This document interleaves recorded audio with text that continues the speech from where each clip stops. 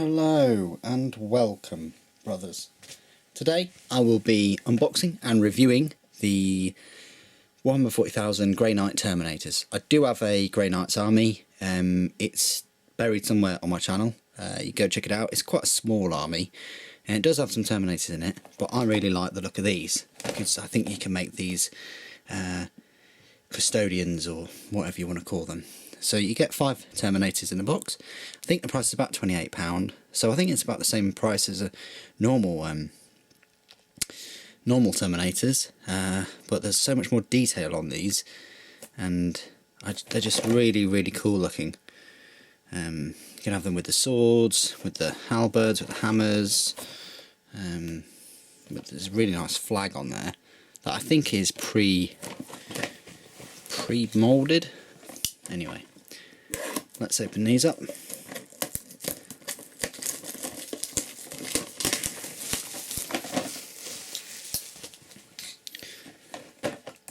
So, I'm going to unceremoniously throw these out. And let's have a look. Oh, there's the flag already. So, you get 3 sprues. So, there's a bit more thought put into these than the normal Terminators from 2004. We'll go through. So you get your bag of bases. You get 5 bases, of course. You get your instruction manual, which is it's an alright instruction manual, but things are quite small and there's lots of like little options. It throws all of them at you, and there's some nice artwork there though. Might cut that out. It's quite cool. Anyway, sorry. So you got these this sprue first of all, where you have your storm bolters, a nice pose there. You've got your psi cannons and your incinerators. Really nice pieces there. Really nice heraldry, little books and things. And I like the armour with these hood, kind of like integrated hoods. So you get 5, and then you get the legs on that one. This one you get 6 shoulder podrons, so 6 and another 6. So that's obviously 12. And then you get plenty of other arms here, and you get 2 legs, or 2 sets of legs, 2 pairs of legs, and you get 5 swords. Quite cool. And then you've got a demon head. Get another little book, another book, and some more heraldry. That's an alright sprue. And then my favourite, just because it has that really nice flag on there, which I don't know if you can see it because of my lighting. It's not incredible in this room, unfortunately, but it's really nice flag that is actually moulded with a piece of artwork on there, so that's going to be a lot more easier to paint. And then you get the other 2 legs, so you get your 5 pairs of legs, more swords, even more. Look how many there are. Oh, Cold Steel should really sponsor this, shouldn't they? But look how many swords you get, and then you get a load of halberds. I mean, even as special parts, this is a really nice set, because look how many heads you get. Seriously, 1, 2, 3, 6, 7, 8, 9, 10 heads plus 12, 13, what? How many is that? 13 heads. That's not including if there are any on the other sets, which I don't think there are. But anyway, 13 on this sprue, and they're really nice looking helmets, or heads. You get this huge thunder hammer here, and I think that's a psychic rod, nulling rod, or whatever they want to call it. Anyway, there's the 3 sprues. I'd appreciate it if you join me for part 2, where I'll have 5 of them all glued and assembled. And welcome to part 2. Here are all the Grey Knight Terminators assembled. I've actually chosen to make these Paladins, and apparently the only difference between a Paladin and a Grey Knight Terminator that I see are just these funky bits on the top. The only real difference. Are the same size and all the rest of it. It's the only like physical difference I can see. I mean, it comes with a load of different heads. I'll show you these in a second. They're quite funky. they look like these. Don't know whether you can see that. Oh dear. Come on. There you go. And they look a little bit squashed, like squashed faces, and I'm assuming that they are the normal Terminator heads. Either way, these heads look much, much better. So I've turned these into Paladins, and I've gone for quite a broad stroke of abilities and weapon options.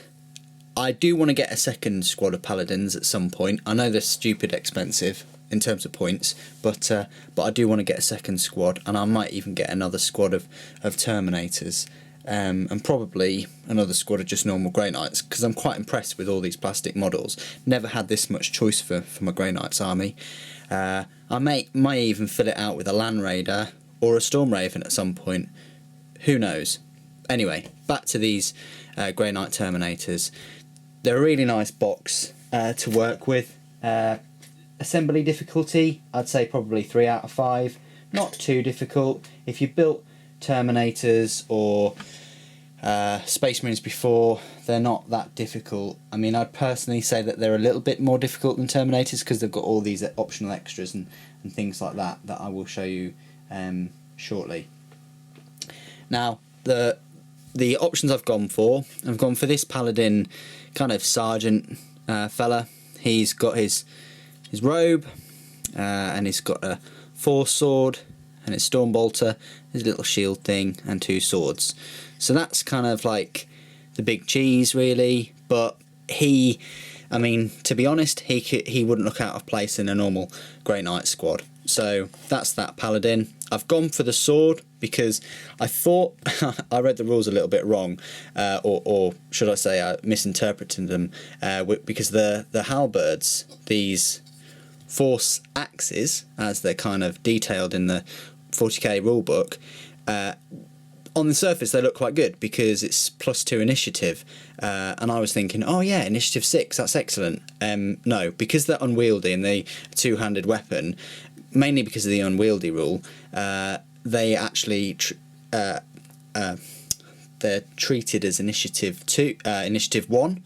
So I'm like, oh right, so what do I get for that? Well, you do get AP 2 and you do get +2 strength, so that's still not too bad.